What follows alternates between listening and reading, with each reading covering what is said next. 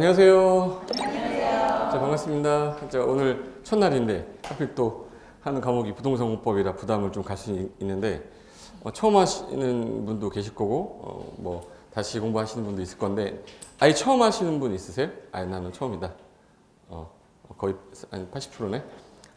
일단 부동산 용어도 좀 어려운 것도 있고 이 제도가 어떻게 되는지도 뭐 모르시고 하시는 분이 있을 거기 때문에 지난 시험이 어떻게 좀 됐었는지도 좀 설명드려야 되고 제도가 어떻게 되는지 간단하게 제가 설명드릴게요. 오늘 첫날이니까 저는 이제 부동산 공법이라는 과목을 강의하는데 이게 시험 과목이 일단은 5과목인데 원래 5과목인데 한 과목이 성격이 좀 너무 달아서 공시세법이 한 과목인데 선생님이 2명인 거예요. 그래서 과목은 여러분이 이제 자격증을 따게 되면 일단 첫날이니까 공인중개사 자격증 따러 오신 거예요. 저는 자격증이 있어 보입니까? 없어 보이십니까? 어떻게 알았어요? 뭐 현재 법인도 하고 있고 중개업도 지금 현재 제 선정명에서 하고 있거든요. 근데 중개업을 하기 위해서는 중개사 자격증이 있어야 돼. 대한민국에서는 아무나 할 수 없습니다, 지금. 그래서 국가가 공적으로 인정을 해주겠다는 거예요. 중개하는 것을 할 수 있게끔 자격증을 주겠다는 거지. 그러니까 변호사, 건축사, 또 뭐 있어요? 뭐 감정평가사, 회계사, 그리고 이제 세무사, 공인중개사 이제 자격증이에요. 근데 예전에는 공인중개사 시험 자체가 처음에 시작할 때는 그렇게 어렵진 않았는데 이게 이제 난이도는 원래 시험이라는 게 자격증을 가진 사람이 많이 나오면 나올수록 당연히 이제 난이도가 올라갈 수밖에 없는 게 인원 제한이라는 게 있어야 되니까. 그래서 제가 처음 강의한 거는 제 10회 때부터 강의했거든요. 그러니까 지금 여러분 몇 회 준비하시는 건지 아세요? 30몇 회? 네. 제가 이제 올해 21년 차 강의 된 거거든요. 근데 강의한 지 이제 21년 차 됐으니까 제 인생의 반을 강의를 했거든요. 그러니까 대학교 다니면서 이제 고시 공부하다가 이제 강의를 한 거기 때문에 아르바이트로 시작했던 게 직업이 될 줄 저도 몰랐어요. 하다 보니까 돈이 꽤 되네. 그러면서 이제 진행하다 보니까 이렇게 온 건데 지금은 이제 부동산 공법 강의하지만 처음 강의할 때는 민법으로 시작했었어요. 민법 강의하다가 저는 이제 공법으로 전환한 스타일이라 빨리 전환했지. 민법 선생님이 그때 당시에 너무 나이가 많으신 분들이 많았고 저는 그때 24살이고 막 그래가지고 같이 강의하기가 좀 약간 좀 부담스러웠어.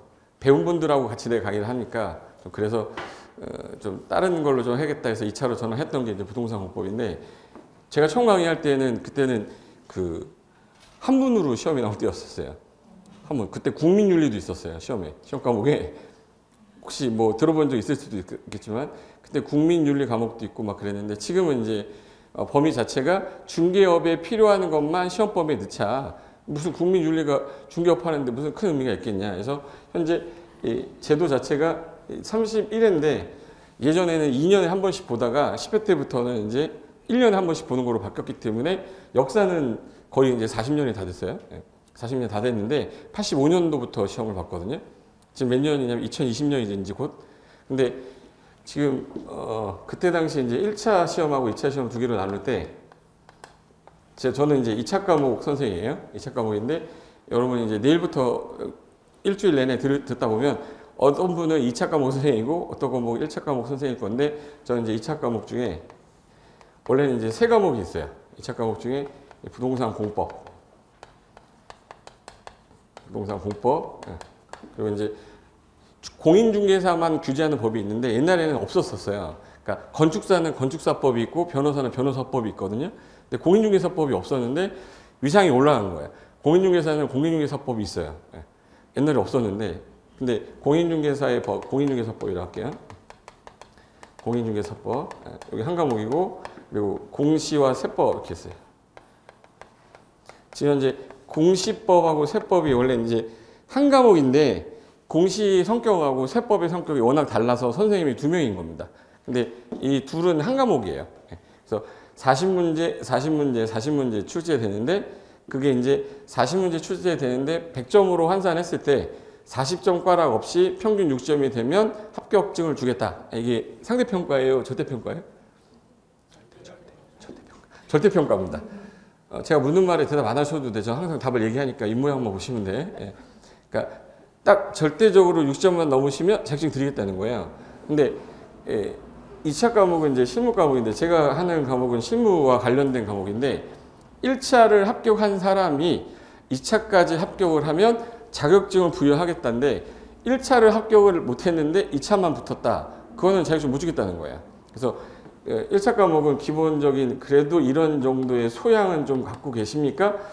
당신이 그래도 법적인 마인드는 좀 갖고 계십니까? 그래서 가장 기본적인 법률 중에 민법 및 민사특별법을 배우게 돼 있어요. 민법하고 민사특별법 배웁니다. 근데 민법이라고 할게요. 그리고 이제 부동산과 관련된 학문적인 것도 좀 알아야 될 거 아니에요? 소양 지식이 좀 있어야 되니까 부동산을 가지고 바라보는 뭐 어떤 투자론이라든지 감정평가론이라든지 뭐 이런 정도를 좀 알아야 되기 때문에 그걸 부동산학 개론이라고 그래요. 부동산학 개론.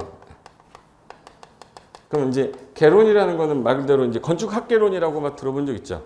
그래서 현재는 1차 과목이 2과목, 2차 과목이 원래 3과목인데 성격이 나눠가지고 좀 약간 달라서 2차 과목은 선생님이 4명인 거예요.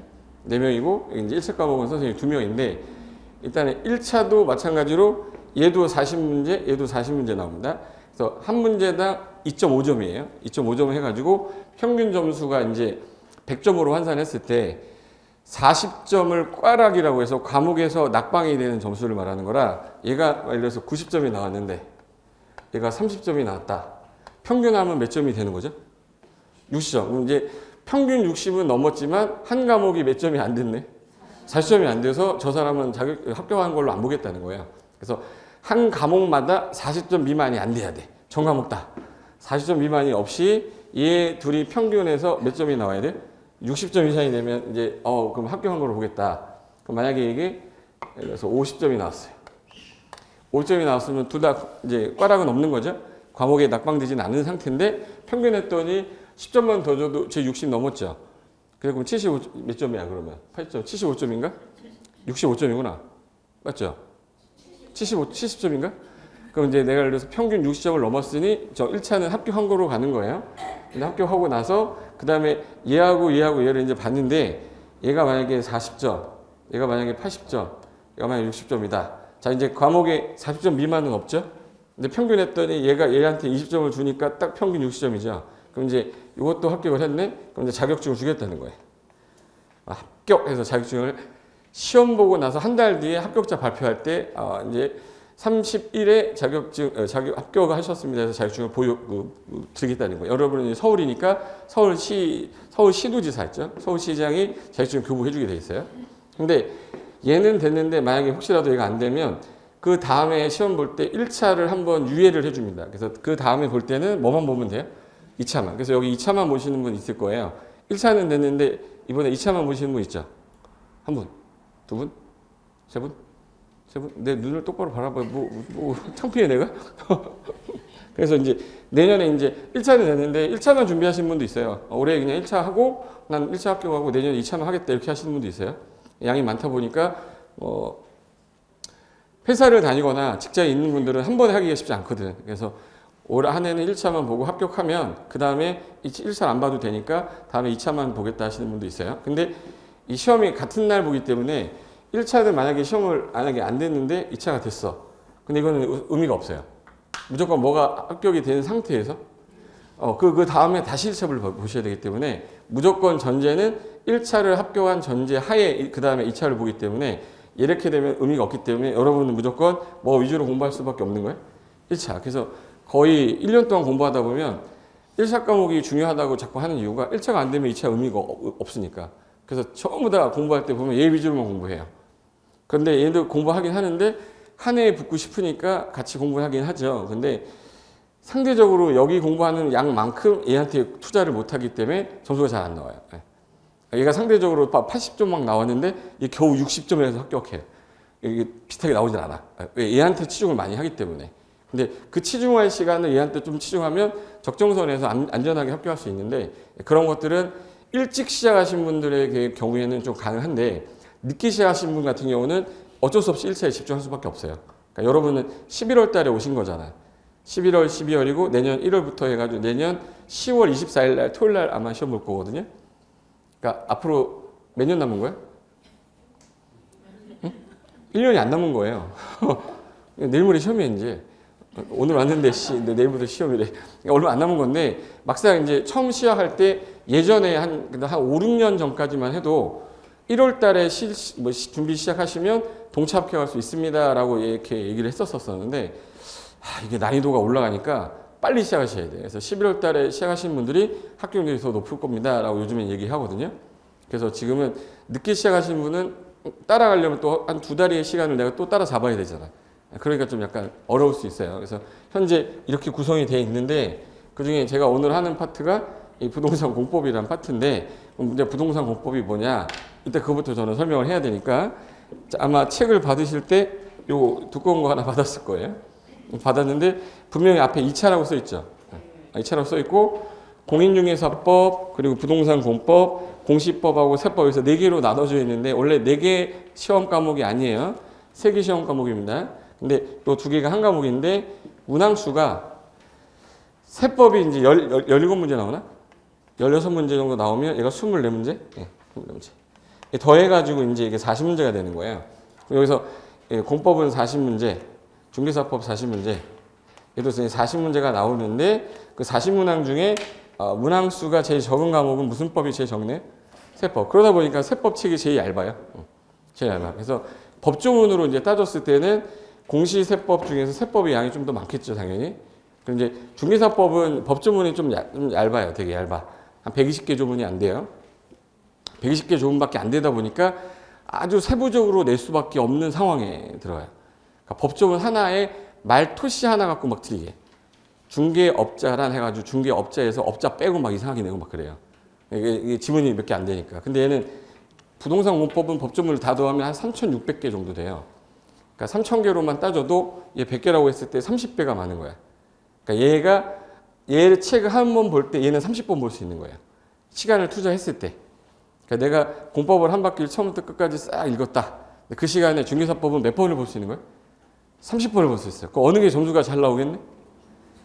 중개사법이 잘 나오겠죠. 그럼 이번 시험에 3과목 중에서 어느 게 시험법이 딱 시험 봤을 때 이번에 합격하신 분들 어느 과목이 점수가 제일 잘 나왔겠네요? 중개사법이 잘 나왔죠. 중개사법이 60점이 나오고 공법이 8점 나온 사람은 이상한 사람인 거예요. 머리 뇌구조가 이상한 사람인 거야. 아니면 진짜 머리가 똑똑한 사람이거나. 그러니까 내가 점수를 내서 단기간에 합격하려면 일단 점수를 많이 좀 확보할 수 있는 과목이 뭐야? 그럼 일단 공인중개사법이 많이 확보를 할 수가 있어요. 많이 확보할 수 있다는 얘기는 예를 들어서 쉽다라는 뜻이 아니라 양이 적기 때문에 내가 여러 번 봐서 익숙해지는데 좀 더 빨라요. 근데 공법은 한 바퀴 도는 데만 2달 걸렸는데 2달 걸리면서 그냥 너무 양이 많으니까 그냥 읽고 넘어가는 거야. 근데 머리에 남는 것도 없어. 휘발성도 되게 강하고 그러다 보니까 어렵게 느껴지는 거야.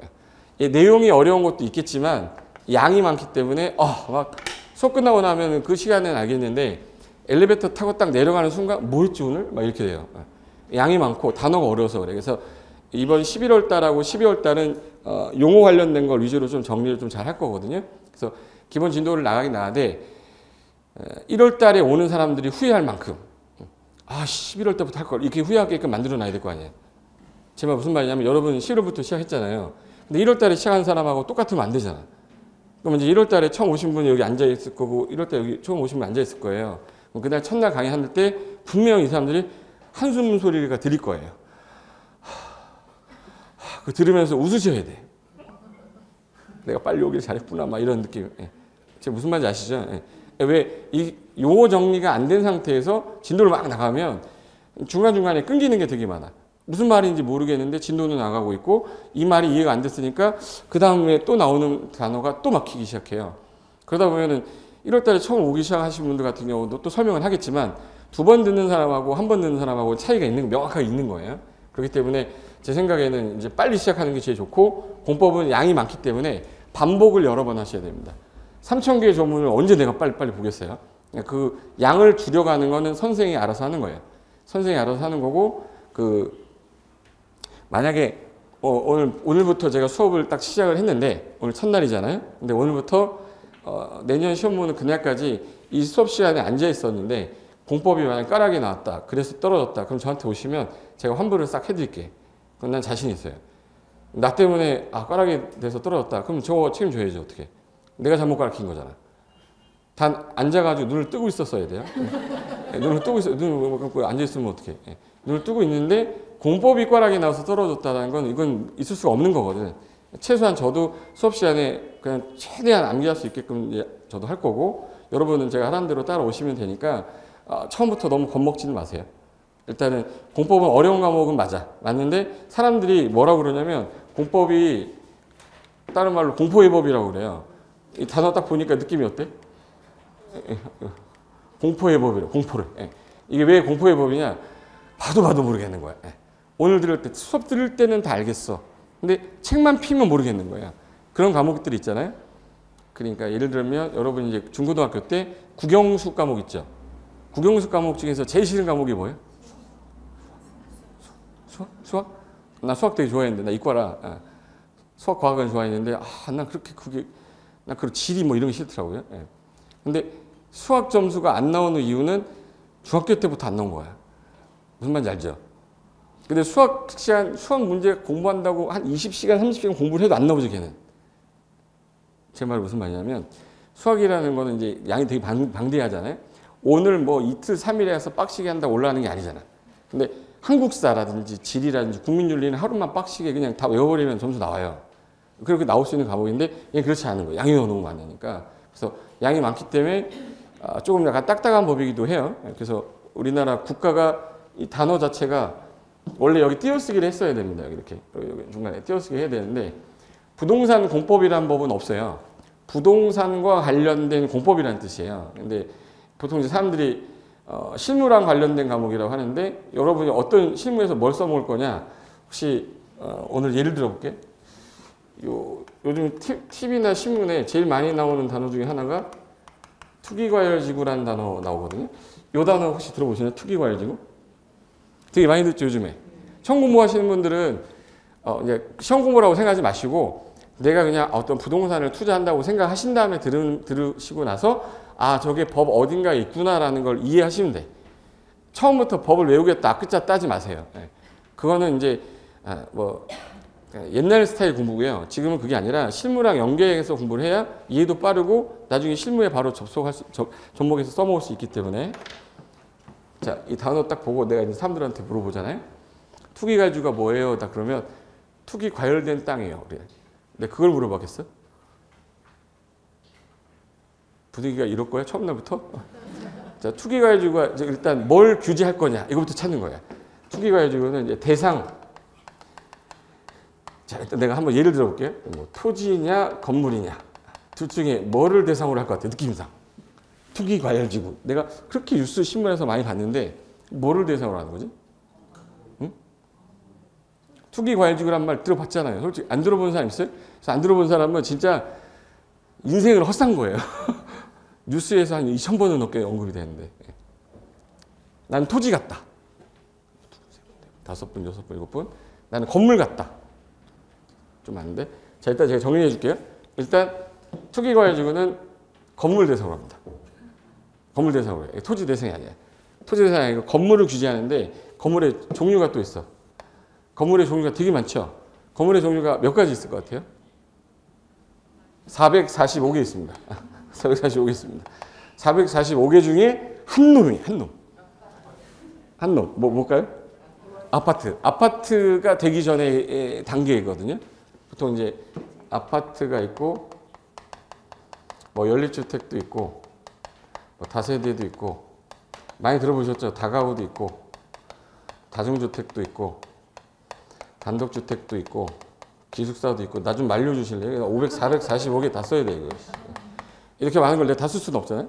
그 중에서 제일 위에 써 있는 요 놈입니다. 아파트 규제하는 거예요. 근데 아파트를 왜 규제하는 거냐? 투기가 과열돼서 규제를 하겠대. 그럼 이제 예를 들어서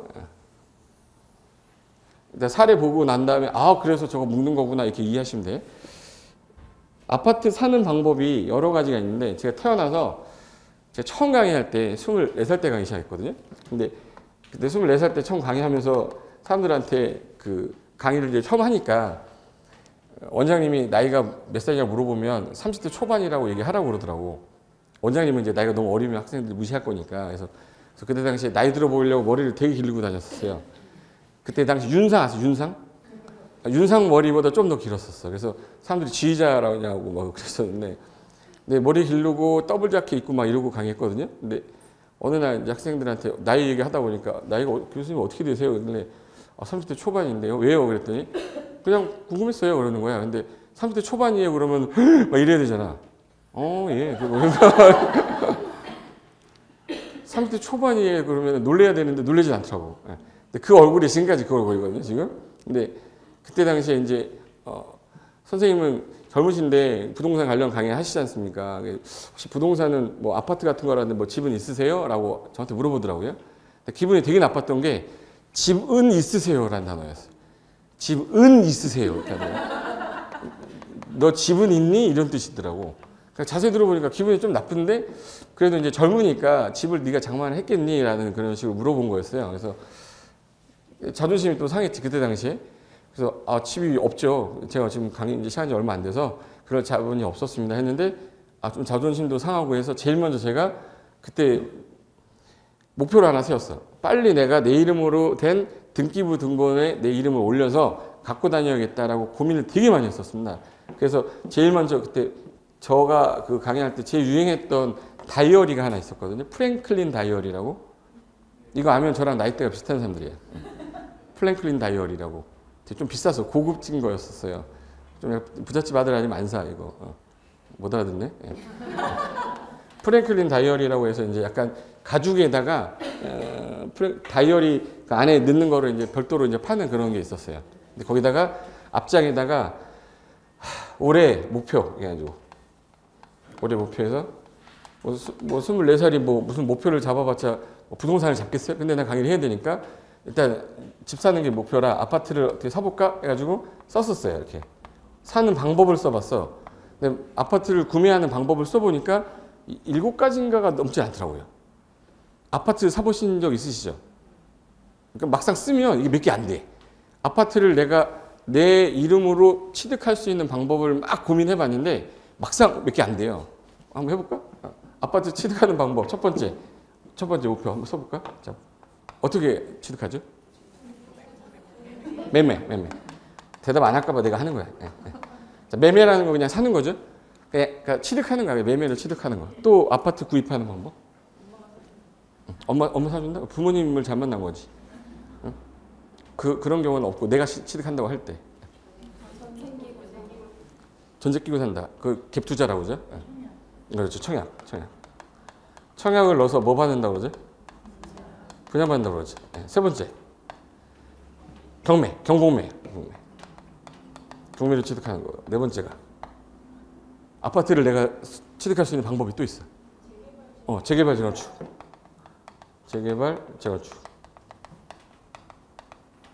다섯 번째.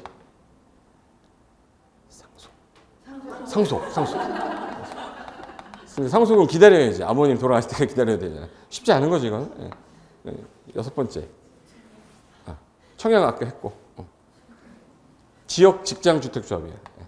지역조합하고 직장조합. 가입하는 거죠. 위험해요. 절대 하지 마세요. 그리고 또 있어요? 막상 쓰니까 없잖아. 막상 쓰니까 별로 없죠. 또 있으면 생각 한번 해보세요. 증여? 아버님 잘 만나셨네. 딱 이걸 딱 쓰고 난 다음에 제가 이제 제일 먼저 한 게 뭐냐면 그럼 이제 아파트를 싸게 사는 방법을 찾아야 될 거 아니에요? 그래서 부동산 취득하는데 가장 싸게 사는 방법을 찾으려고 딱 보니까 그럼 제일 비싸게 사는 걸 지워야죠. 그래서 비싸게 사는 걸 지우려고 했더니 제일 비싸게 사는 게 뭐예요? 매매. 근데 다 매매로 사잖아. 그러니까 비싸게 어저께 샀던 거야. 다 매매로 샀잖아요. 그러면 이제 그 다음 비싸게 사는 건 나한테 있을 수가 없는 거니까 지우고. 그럼 이제 그 다음에 비싸게 사는 게 뭐죠?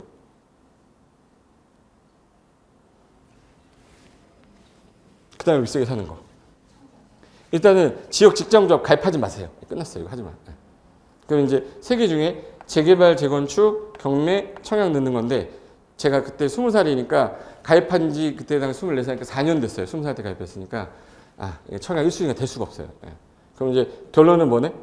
경매 아니면 재개발, 재건축인데 바로 입주할 수 있는 거는 경매인데 얘는 10년이 걸려요. 그럼 버려야 돼. 근데 난 지금 당장 못해도 일단 소유권 등기를 하는 게 난 중요한 거잖아. 그래서 경매로 재개발 물권 지역에 있는 거 샀었어요. 그래서 이제 5살에서 6살 넘어갈 때 경매로 저기 잠실에 중흥아파트 8,700만 원짜리 처음 샀는데 근데 그때 사면서 뭘 느꼈냐? 일단 등기부등본에 이름이 붙어 있어야 되잖아. 그래서 너 지분 있으세요? 그러면 바로 버려주려고 그래요. 주머니에 딱 갖고 다니는데 아무도 물어보지 않더라고. 그래서 처음 이제 등기부에 내 이름이 딱 올라가고 나서부터 자신감이 생겼어요. 부동산은 왜? 사고 난 다음에 올라가는 걸 계속 느꼈거든요. 그때 당시에 8,700인데 6천이 전세였고 1,700이 들어왔었어요. 그러니까 갭 투자이지 거의. 근데 99년이었는데 2004년에 관리처분 인가 떨어지면서 가격이 4억 5천까지 갔었어요. 그러니까 그때 4억 5천에 팔았었거든요. 팔았어야 돼? 갖고 있었어야 돼? 지금 12억입니다 거기. 갖고 있었어야 되는데 근데 그때 팔고 상가도 한번 대출 껴서 사보고 땅도 좀 사보고 오피스텔 사고 뭐 이것저것 다 해봤어요. 그러면서 이제 부동산 많이 공부한 건데 그때 그게 이제 소자본이 된 건데 제 생각엔 그때 그것 때문에 저는 이 강의하는데 돈 되게 많이 됐어요. 경험이 생겼고 재개발 지원축도 해봤고 뭐 집도 지어가지고 분양도 해보고 그 경험이 생긴 거는 이때 했던 거예요. 그걸 내가 빨리 했기 때문에 이 젊은 나이에 다 해봤지 내가 만약에 좀 나이 먹고 했다? 도전 못했을 거예요. 망하면 다시 일하면 되니까. 젊은 나이에 시작하는 게 좋아요. 부동산 그래서. 근데 여기서 결론은 경매하고 재개발 지원축인데 시간이 많이 걸리는 게 뭐예요? 재개발 지원. 근데 난 바로 입주를 해야 되는 상황이다. 그럼 어쩔 수 없이 뭘로 가야 돼요? 경매로 가야 되는데 경매 낙찰이 어려워요 요즘에. 그러니까 뭘로 가는 거예요? 매매로 가는 거예요. 어쩔 수 없는 거지. 현실적으로 나 오늘 이사 가야 돼. 그러니까 어쩔 수 없이 중개사무소 가서 집 나온 거 있어요? 라고 물어보고 얼마예요? 물어봤더니 얼마래. 근데 예산하고 맞으면 들어가는 거죠. 근데 봐요. 여기 옆에 30평짜리가 있는데 2005세대예요. 2005세대인데 지금 현재 더샵입니다. 더샵인데 30평형대로 얘기를 할게요. 30평형대 아파트인데 지금 현재 5억 정도 한답니다. 여기 강북에서. 이제 5억 정도 하는데 여기서 아파트를 건설하는 회사가 대우건설이래요. 대우건설에서 이번에 아파트를 2,000세대를 분양을 할 거라는 거예요. 자, 분양을 한다는 얘기는 우리나라는 선분양입니까? 현재 후분양입니까? 선분양이거든요. 그러니까 우리나라는 돈이 없어가지고 일단 분양부터 해놓고 나중에 입주하잖아. 중도금 받고 마지막에 잔금 넣어서. 그럼 선분양을 할 당시에는 아파트가 지어져 있어요? 안 지어져 있어요? 안 지어져 있어. 그래서 이 사람들이 분양할 때 뭘 받게 돼 있죠? 청약을 받게 돼 있어. 그래서 청약 1순위자를 우선으로 일단 하고 그 다음에 없으면 2순위에서 끌고 올라오는 거예요. 근데 동순위자면 추첨에 따른다 이렇게 돼 있어. 근데 청약이 경쟁률이 만약에 동순위자에서 10대 1인 거야. 10대 1이면은 10명 중에 1명 되는 거죠. 그럼 당첨이 되면 계약을 할 거 아니에요? 근데 이 아파트가 지금 현재 분양 가격이 들려서 3억이었대요. 30평형짜리가. 그러면 내가 이거를 청약을 넣어야 되는 게 맞아요? 옆에 있는 아파트를 5억 주고 현실적으로 사는 게 맞아? 이게 2,000세대고 얘는 뭐겠네요 이거? 푸르지오죠? 푸르지오랑 더샵이랑 비슷하잖아. 브랜드 비슷하죠? 1군이고 둘 다. 그럼 이제 나중에 얘가 얼마 정도가 되겠네요? 5억 정도는 되겠고 새 아파트니까 5억 이상 되겠죠. 그럼 내가 청약을 넣어서 당첨이 되면 대략 어느 정도의 피라고 안 할게. 프리미엄이에요. 프리미엄 얼마 정도를 가져갈 수 있는 거예요? 2억 이상 가져가. 그럼 당첨만 되면 일단 2억이잖아. 청약 넣어야 돼, 안 넣어야 돼? 넣어야죠. 그럼 청약 통장이 없는 사람은 뭐라도 해서 통장을 뭐 사서라도 넣어야죠. 그럼 청약을 넣은 사람이 받아야 되는데 이 사람이 안 받고 딴 사람이 청약 통장 사서 넣어. 이거는 공급 질서를 파괴하는 거예요. 그래서 주택법에서는 철저하게 규제해서 통장을 사고 파는 거 못하게 금지해놨어요. 그런 것들을 규제해야 될 거 아니에요. 부동산에서 규제하는데 공법에서 규제한다고. 그런 것들을 이제 여기서 배울 건데 그 배우기 전에 실무에서 이런 것들이 일어나니까 법에서는 이런 것들을 규제하기 위해서 만든 법이 부동산 공법입니다라는 설명을 하려고 하는 거예요 지금 제가. 근데 한번 볼까? 근데 만약에 얘가 청약을 넣었는데 당첨이 딱 됐어요. 근데 얘가 지금 현재 10%가 계약금으로 들어간다. 그럼 얼마만 있으면 되죠? 3천만 원만 있으면 되죠. 3천만 원 넣고 계약을 한 상태에서 중도금이 나중에 내기 전에 이거를 분양 지금 받을 수 있는 권리가 있는 거니까 얘는 뭘 갖고 있는 거죠? 아파트를 갖고 있는 거예요? 분양권을 갖고 있는 거예요? 분양권을 갖고 있는 거예요. 근데 얘가 지금 현재 잔금 낼 여력이 없습니다. 그럼 이거를 나중에 다른 사람한테 판대요. 그럼 이 사람은 프리미엄이 이게 2억짜리니까 얘가 1억 3천에 판다고 내놨어. 이 사람이 살까요? 안 살까요? 사죠. 1억 3천 주고 일단 3천 들어갔지만 얘가 1억을 먹고 떨어지겠지. 얘는 얼마를 받겠네? 1억 보고 들어가는 거죠. 1억 보고 들어가는 거잖아. 그럼 이제 얘가 이제 샀는데 다음날 얘가 이걸 1억 5천이 아니라 1억 8천에 또 팔았어. 얘한테. 얘가 살까요? 5천 보고 들어가는 거잖아. 5천이 어디야? 사고 파는데 5천인데. 그럼 그 다음날 얘가 또 판대. 얘가 1억 이래서 2억에 판대. 2억에 사는 사람 있을까요? 있어 없어 이거? 3천이죠. 3천이 어디야? 사야죠. 그죠? 근데 그 사이에 얘가 5억 4천이 된 거예요. 그럼 얘 2억 2천에 팔려 안 팔려? 팔려요. 이거 올라가니까. 옆에 아파트 가격이 올라가니까. 그럼 이제 지금 아파트 진 상태예요? 지지 않은 상태예요? 않은 상태인데 얘는 가격이 급상승하는 거예요. 근데 현재 물가 상승률은 이렇게 올라가는데 여기 아파트 가격 상승이 이렇게 높이 올라가. 그러면 국가가 이거 안 되겠는데 이거 가격을 좀 떨어뜨릴 수 있는 방법이 없을까 고민하다 보니까 그러면 왜 올라갔니 했더니 중간에 여기서 분양권을 팔고요. 분양권을 팔고 하면서 가격이 올라갔습니다. 그러면 분양권을 못 팔게 하면 가격이 떨어지겠네. 그러면 이거를 자 분양권 상태에서 자 등기하게 되면 주택으로 가죠. 그러면 얘 사고 청약 입주자로 선정된 날부터 등기할 때까지는 분양권을 못 팔게 해버리자. 그럼 여기에서만 하지 마. 여기를 투기과열지구로 묶어버리는 거야. 그럼 투기과열지구가 묶여지면 내가 청약을 넣고 당첨이 되는 순간부터 얘는 뭐 할 때까지 등기할 때까지 못 파는 데가 투기과열지구예요. 그럼 투기과열지구는 뭘 하지 말라는 거예요. 이제 분양권을 전매하는 거 하지 말아라예요. 전매의 뜻이 뭐예요? 전매. 이어서 팔았다는 얘기예요. 사고 파는 걸 전매라고 해요. 전매는 가능한 건데 원래 투기과열지구가 없을 때는 가능했었어요. 근데 지금 무슨 지구를 지정해버리면 투기과열지구를 지정해버리면 그 순간부터는 전매를 뭐 하는 거예요? 금지하는 거예요. 지금 현재 서울특별시가 투기과열지구 묶여 있어요. 그럼 여러분이 만약에 아파트를 노원구 어딘가에서 이번에 뭐 한 500세대를 분양한다는 거예요. 청약도 당첨이 됐어. 언제까지 못 파는 거예요? 등기할 때까지 못 파시는 거예요. 그게 무슨 제도예요? 투기과열지구예요. 근데 만약에 투기과열지구라는 단어를 딱 들었는데 그게 뭐 하는 제도야? 그것도 모르고 있으면 안 되잖아. 중개업하시는 분이. 그래서 얘를 규제하기 위해서 국가가 만든 법들이에요. 그러면 국가가 나를 규제하는 거죠. 국가가 국민을 규제하는 거. 국민을. 근데 국민하고 국민 간에 문제가 생겼어. 얘하고 문제가 생겼을 때 해결하는 법이 있고 국가하고 나의 문제가 생겼을 때 해결하는 법이 약간 성격이 좀 다르겠죠. 그래서 개인과 개인 간의 관계를 규율하는 법을 사법이라고 하고 국가와 나와의 관계를 규율하는 걸 공법이라고 그래요. 그래서 수직적인 법률을 공법이라고 보시면 돼. 뭐뭐 하지 마세요. 뭐뭐 하지 마 이렇게 하는 거. 이런 법을 다 뭐라고 불러요? 공법이라고 그래요. 그럼 만약에 사람 때리지 마. 너 때리면 그 상해를 가했을 때 너는 일정한 형벌을 받을 거야. 그럼 이 형법은 무슨 법이 되는 거예요? 형법은 사법이에요? 공법이에요? 형법은 공법이에요. 형법은 공법인데 부동산과 관련이 있나? 사람 때리면 안 돼. 이게 중개업과 관련이 있어요? 그러면 이건 부동산과 관련된 게 아니잖아요.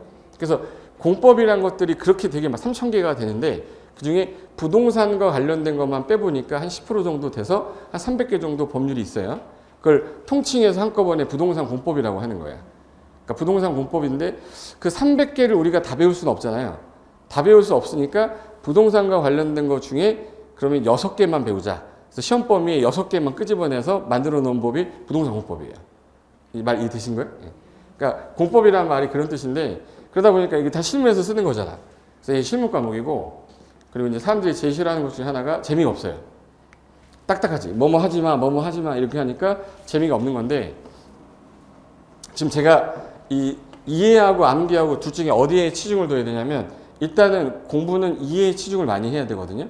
근데 암기를 하다 보면 이해가 되는 경우도 되게 많아요. 암기해놓고 난 다음에 나중에 보니까 그냥 이해가 되는 게 있어요. 그냥 암기해놨는데 나중에 이해가 돼. 근데 하나 여쭤볼 테니까 센스 있는 사람들은 바로 대답이 나오고요. 좀 센스가 없는 사람들이 있어요. 대답이 바로 안 나와. 긴장 좀 해주세요. 네. 아셨죠? 네. 3, 4? 센스 있는 분 12가 나와. 네. 4, 8에? 36 누구야? 48에 32. 이 2는 4. 이 2는 4가 내 입에서 나오는 이유는 외웠잖아요.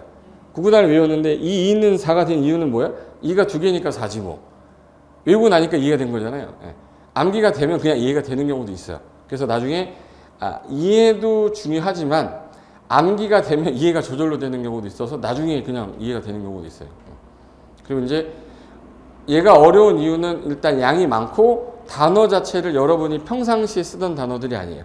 이 단어 분명히 들어보긴 했는데 여러분들이 직접 쓰는 단어들 아니지 않습니까?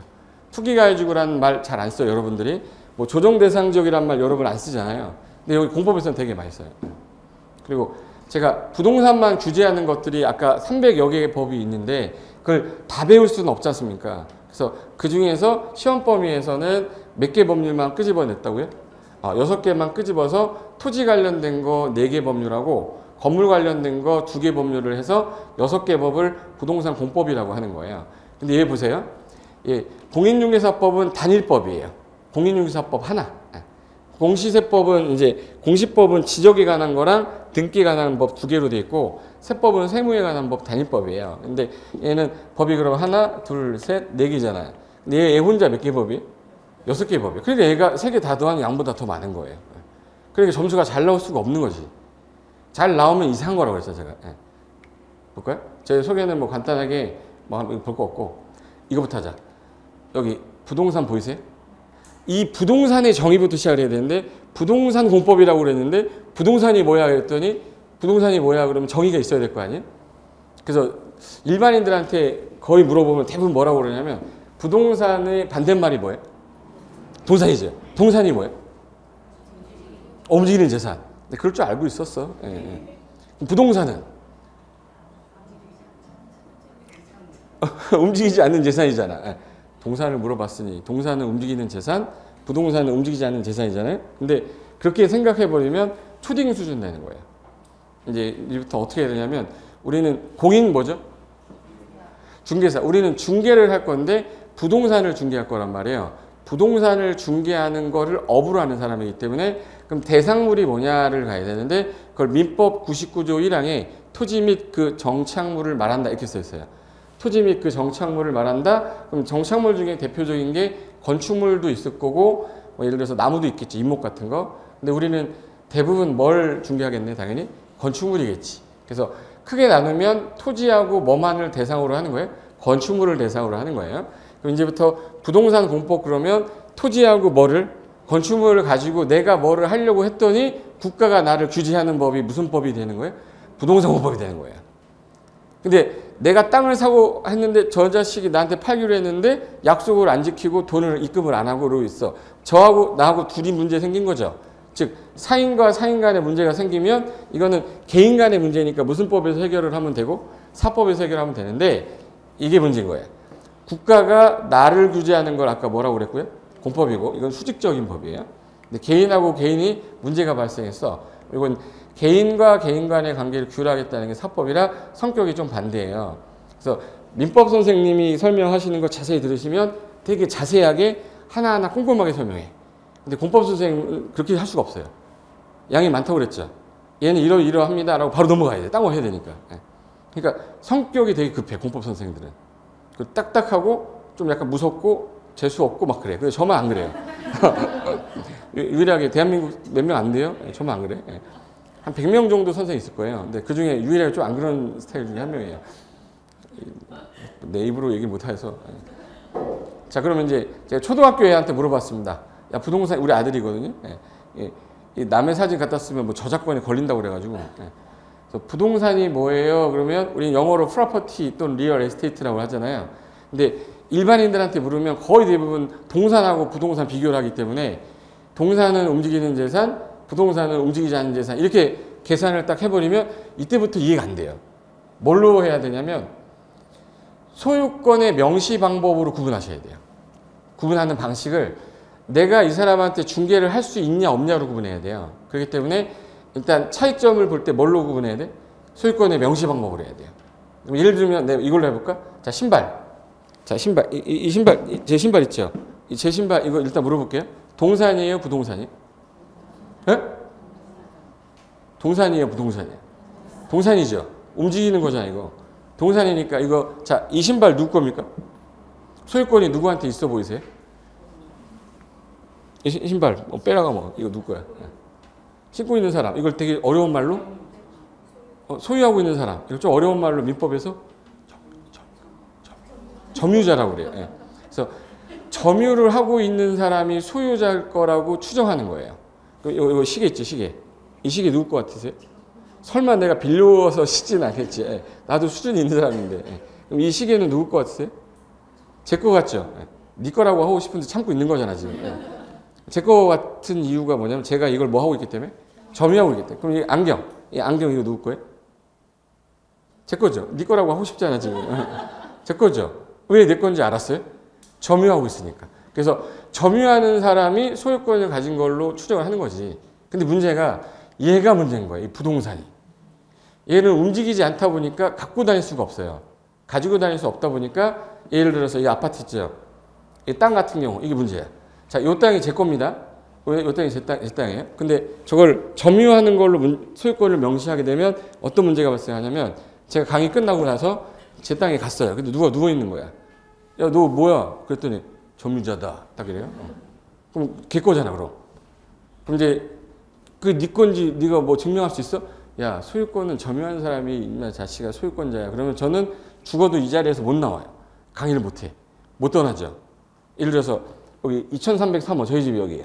그럼 2303호가 저희 집인데 2303호인데 내가 오늘 강의하고 갔더니 누가 문을 따고 들어가서 누워 있는 거예요. 그럼 점유자가 또 소유권자다 그러면 이제부터 뭐가 생기기 시작해요? 소유권에 대한 분쟁이 생기니까 부동산은 분쟁을 막기 위한 제도가 하나 필요하기 시작한 거예요. 움직이지 않다 보니까. 그러면 소유권을 명시하는 방법을 그러면 국가가 만들어 주겠다. 공적인 장부에다가 이름을 등재해 주겠다는 거예요. 그래서 공적인 장부를 공부라고 그래요. 공적인 장부를 뭐라고 그래요? 공부. 우리 스타디 공부 아니에요. 공적 장부에다가 뭐 해주겠대? 기재해 주겠대. 뭘 해서? 등록해가지고 기재하겠다. 그래서 그 등기라고 해요. 그래서 토지는 토지 등기부가 있는 거고, 주택은 뭐 있어요? 건물은 건물 등기부를 만들어서 그 사람이 소유권자입니다라고 이렇게 명시해 놓는 거예요. 그래서 이제부터 부동산은 소유권자를 찾으려면 점유자를 찾으면 안 되고 뭐를 뜯어봐야 되는 거예요? 등기부 등본을 뜯어봐야 되는데 그거를 그동안 등기부 등본이라 해오다가 이름을 좀 바꿨어요. 등기사항 전부 증명서라고 바꿨는데 그동안 우리가 자꾸 등기부 등본이라고 써왔잖아. 그렇기 때문에 지금 현재 이름을 갑자기 바꾸면 사람들이 좀 헷갈리니까 아직까지 혼용해서 씁니다. 지금 등기부 등본이란 말을 많이 들어보셨어요? 등기사항 전부 증명서를 많이 들어보셨어요? 등기부 등본을 많이 써왔잖아요. 근데 지금 현재 법률 용어는 등기부 등본이라고 하진 않아요.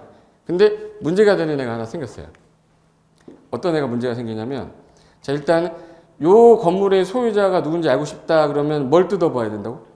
그래서 이 공적 장부를 보고 저 사람이 소유자구나 라는 걸 안 거예요. 안 건데 문제가 이 많은 부동산 중에 자 봐요. 이 아파트도 있고 상가도 있고 뭐 탕도 있고 여러 가지 있는데 여기 보시면 요거 자동차 보이세요? 자동차 보이죠? 자동차는 부동산이에요? 동산이에요? 자동차는 동산이죠. 그럼 동산이면 아까 소유권의 명시 방법이 점유잖아요. 제가 지금 주차를 지하에다 해놨거든요. 강의 끝나고 났더니 누가 유리창을 깨고 앉아있는 거야. 그럼 걔 거죠. 걔 거잖아. 동산이면 또 점유자가 또 소유권자면 걔 거 되잖아. 그럼 또 내 건데 지 거라고 또 우기면 또 분쟁이 생길 거 아니에요? 이게 동산인데 재산적 가치가 큰 거 있죠. 혹시 비행기 있으신 분 있어요? 친하게 선박, 항공기 뭐 이런 거. 그런 것들은 재산적 가치가 큰데 동산이잖아요. 그럼 얘네들은 그러면 소유권을 명시하는 방법을 뭔가 부동산하고 비슷하게 해야겠다. 그래서 얘네들은 그러면 이렇게 해서 장부를 하나 만들어 주겠다는 거야. 그래서 등재하여 기록한다 해서 얘는 등록증이라는 걸 발급해요. 자동차 뭐라고 그러죠? 그래서 선박은 선박 등기한다고 그러잖아요. 그럼 이제 동산이지만 뭐에 준해서 관리를 하는 거랑 똑같이 부동산이랑 똑같이 관리하자. 그래서 걔네들을 중부동산이라고 그래요. 그럼 이제 우리는 중개를 할 때 자동차 중개합니까 우리가? 우리가 헤이딜러예요? 아니잖아요. 네.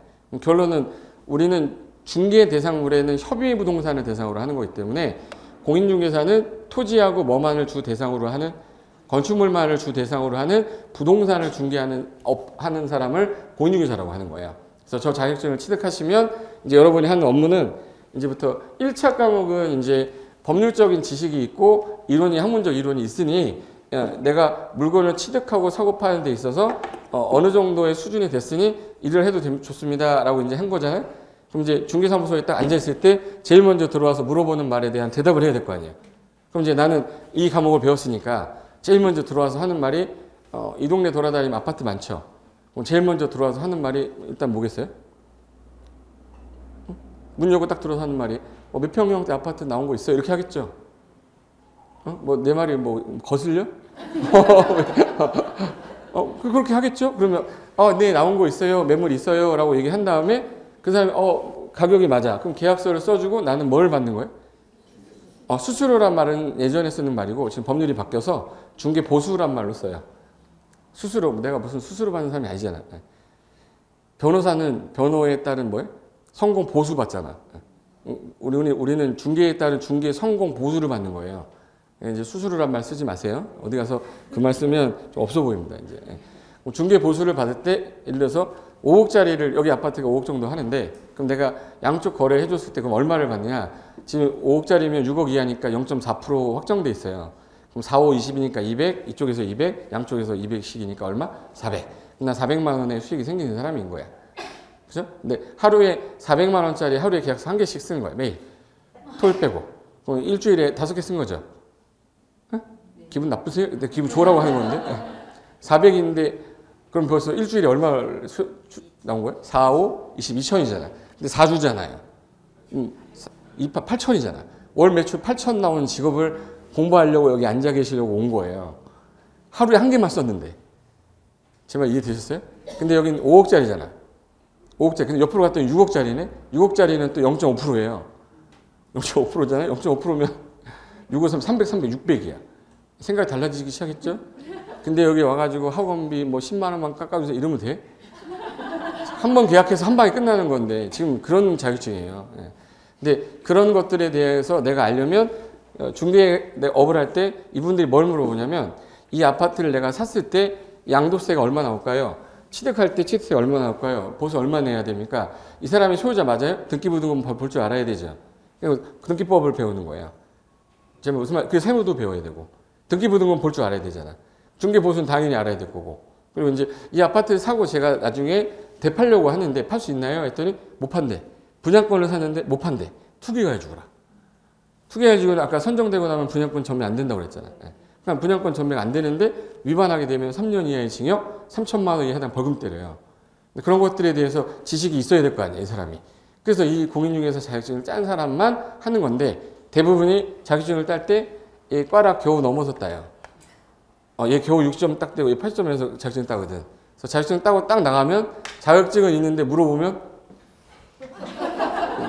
그러니까 이제 나중에 실무 공부를 따로 할 수밖에 없는 상황인 거야. 자격증은 일단 따고 봐야지 일단. 자격을 따고 난 다음에 실무 관련된 거를 하나씩 배워 나가면 돼요.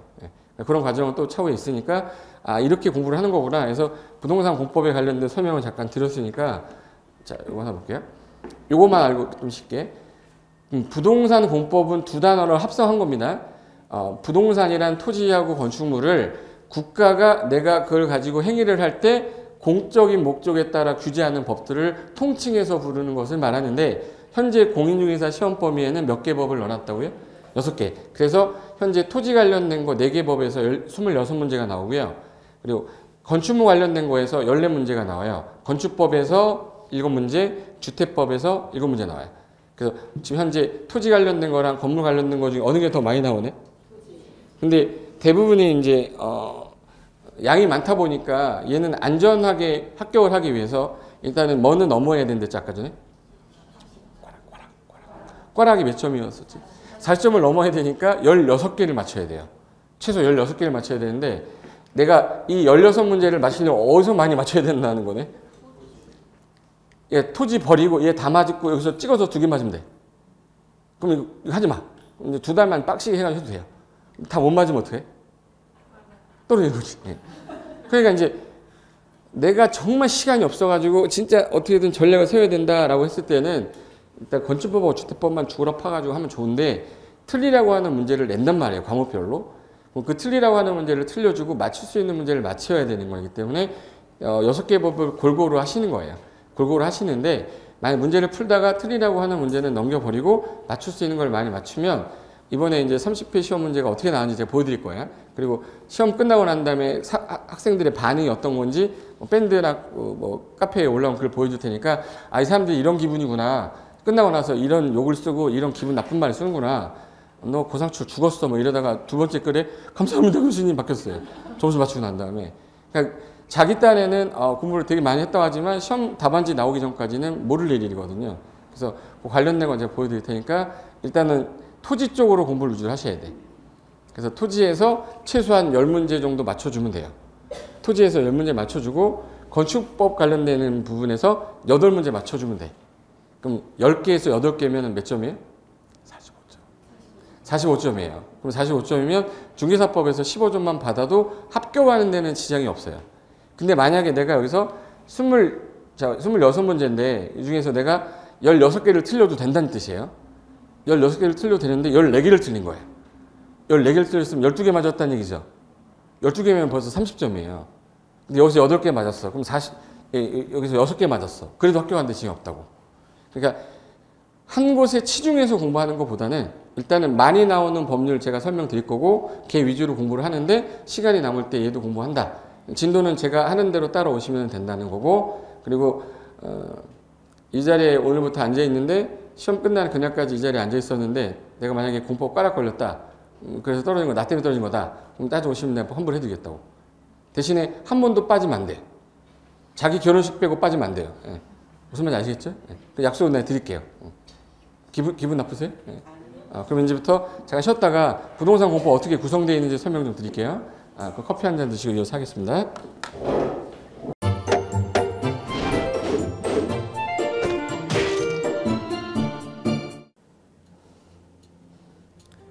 안녕하세요.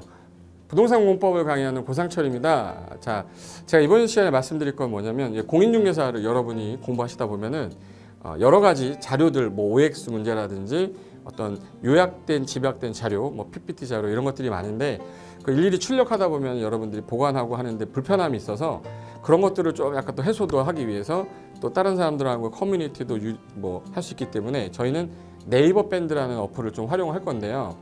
그 네이버 밴드에다가 자료를 올려놓은 거를 내가 다운을 받고 내가 보는 방법에 대해서 알려드릴 테니까 이 부분에 대해서 제가 시작하는 거 똑같이 따라 하시면 설치부터 사용 방법까지 말씀드릴 테니까 그대로 따라오시면 됩니다. 자, 1단계 네이버 밴드 어플을 다운받습니다. 자, 그럼 네이버 밴드 다운을 어떻게 받냐? 자, 플레이스토어 우리 안드로이드 버전으로 갈게요. 그래서 플레이스토어를 누르시면 화면이 바뀌면서 지금은 이제 컴퓨터 화면을 제가 이제 좀 크게 보이게끔 해놓은 거라서 여러분 핸드폰에는 아마 맨 위에 여기 검색창이라는 게 있을 건데 여기다가 제목을 넣는 거예요. 제목을 뭐라고 쓰냐면 네이버 밴드 아니면 밴드 이렇게 쳐도 돼요. 밴드 치면 제일 상단에 나오죠. 그래서 이제 네이버 요 밴드가 요 초록 색깔 바탕에 B자예요. 밴드. 그래서 이제 여러분은 설치 누르시면 됩니다. 자, 2단계 그럼 네이버 밴드를 일단 들어가셔야 돼요. 들어가서 검색하기 전에 밴드 어플을 누르면 위측 상단에 이 돋보기 모양이 있을 거예요. 이 돋보기 모양을 누르기 전에 우리가 이제 검색을 해야 되잖아요. 누르시면 검색 컨트롤 가요. 여기다가 우리 공수모라고 치면 돼요. 공수모 치고 엔터 치면 이제 그동안 이제 우리 공수모 관련된 게 나올 건데 제일 상단에 있을 겁니다. 그래서 여기 네이버 33개가 밴드가 나왔는데 그 중에 여기가 1등이죠. 자, 그럼 이제 3단계 해당 공수모 밴드로 들어갔습니다. 그럼 들어가시게 되면 가장 첫 화면에 공인중개사 수험생 모임이거든요. 원래 그 수험생들만 위한 모임이기 때문에 시험 정보하고요. 어떤 자료들이 있어요. 뭐 OX 문제, 뭐 오지선다 문제, 그리고 이제 요약된 자료들 그런 거 공부할 수 있는 활용하는 어떤 밴드고요. 이 강의와 관련된 어떤 특강이 있다거나 할 때 공지사항 같은 거 그리고 지속적으로 교수님들께서 자료를 올려드릴 거기 때문에 요 관련된 자료 관련된 거 어떤 거 있는지 잠깐만 한번 보겠습니다.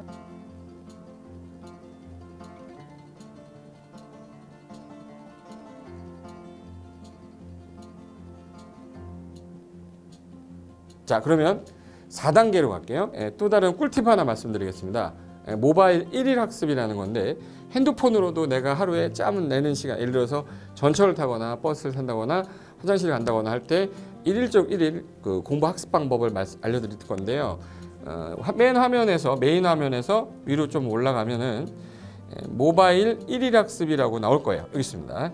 모바일 1일 학습이라고 해서 시험 과목에 따른 문제가 나올 거예요. 그러면 여기를 올리시면은 여러분이 이제 그 시간 안에 이 문제에 대한 것을 읽어본 다음에 여기서 정답과 해설은 바로 보여지면 이거는 암기가 돼버리기 때문에 정답 해설은 맨 밑에 안 보이게 숨겨놨어요. 그래서 현재 밑으로 쭉 내리면 인지에 가서 쭉 내리면 요때 답이 나와요. 댓글이라는 게 있어요. 내가 쓴 거는 내가 확인할 수 있잖아요. 그래서 요 댓글 표시 보시면은 이런 거는 표정 좋아요 한번 눌러주는 거예요. 그럼 여기서 내가 좋아요 그러면서 뭐 선생님 사랑해요 해도 되고 좋아요 이런 거 눌러주신 다음에 그 다음에 밑으로 가면 이제 댓글을 쓸 수 있어요. 그래서 정말 궁금한 부분에 대해서 댓글 남겨주시면 확인이 되는 경우에 바로 답글을 올릴 수 있게끔 실시간으로 할 수 있을 것 같습니다. 자, 지금까지 과정과 같이 공수모 밴드예요. 공인중개사 수험생 모임 밴드를 줄여서 우리 공수모 밴드라고 하는데 이렇게 가입하시면 여러 가지 자료들 업데이트되는 거, 개정되는 부분 신속하게 받아들일 수 있기 때문에 아마 여러분 학습하는데 도움이 많이 될 겁니다. 그래서 꼭 가입하셔서 좋은 자료도 받고 매일매일 학습하시면서 도움 되셨으면 좋겠고요. 자, 여러분의 합격을 진심으로 기원하겠습니다.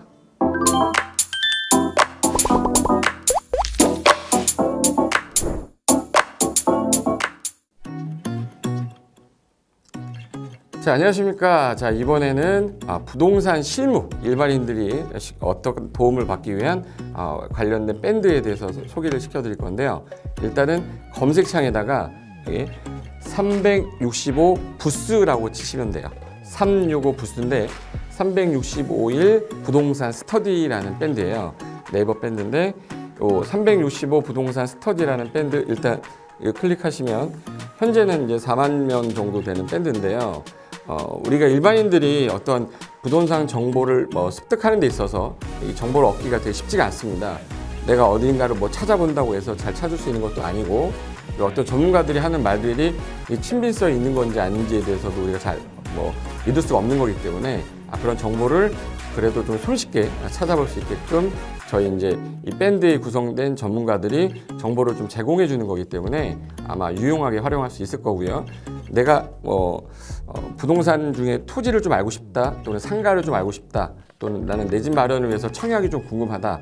근데 그게 솔직히 어디 가서 물어보거나 어떤 정보를 찾기 쉽지 않아서 그것 때문에 만들어진 밴드라고 보시면 돼요. 그래서 365일 내내 부동산을 어떤 공부한다는 취지로 밴드에 들어오셔서 질의응답도 하시고 궁금한 사항에 대해서 예를 들어 문의를 하시면 저희가 관련된 정보를 또 제공해주는 그런 밴드라고 보시면 되겠습니다. 어떤 밴드냐면 한번 보시면은 지금 현재는 공지사항이 제일 먼저 나올 건데요. 이 공지사항은 기존에 있던 오프라인이 어떤 강좌가 있으면 그 강좌에 관련된 거 세미나라든지 그래서 평소에 이제 우리가 이제 접하지 못했던 강의들 있죠. 이렇게 진행이 된다라는 거 공지를 좀 하는 그런 내용들이고요. 하나 좀 더 올리면 자 이제 우리 교수님이에요. 교수님 중에 상가 교수님이 최근에 예를 들어서 법이 바뀌었어요. 법이 바뀌게 되면 최근에 바뀐 법이 이런 바뀐 법이 있으니 중개업을 한다거나 투자를 할 때 좀 유의해서 알아보시면 좋겠습니다라는 거를 올려놓을 거예요. 기존에 올려놓은 자료가 있으면 또 찾아보시면 되는 거니까 이렇게 해서 계속 밴드에서 소식을 받으시면 실전에 굉장히 도움을 많이 받을 거라고 예상합니다. 부동산 관련된 내용 중에서 하나 더 보시면 이제 랜드프로에서 직접 우리 프로그램 만들고 있어요. 그래서 부동산 까발리기, 부동산 부티크 이런 TV 관련돼서 부동산 팁 있죠. 예를 들어서 청약을 받아야 되냐 말아야 되냐, 지금 강남권 아파트를 투자해야 되냐 말아야 되냐 이런 정보를 쉽게 여러분들이 접하지 못하기 때문에 그런 관련된 것들을 시대에 맞게 흐름에 맞게 부동산 시장이 이제 요동치면 내가 지금 집을 팔아야 되냐 사야 되냐 그런 것들에 대해서 신속하게 정보를 들을 수 있는 밴드니까 시간이 나실 때마다 자주 들어오시고 저도 자주 들어와서 좋은 정보 남겨드릴 테니까 자주 들어오시기 바랍니다. 저는 부동산 공법하고 부동산 토지 투자를 강의하는 고상철이었습니다. 자주 밴드에서 뵙도록 하겠습니다. 자, 수고하셨습니다.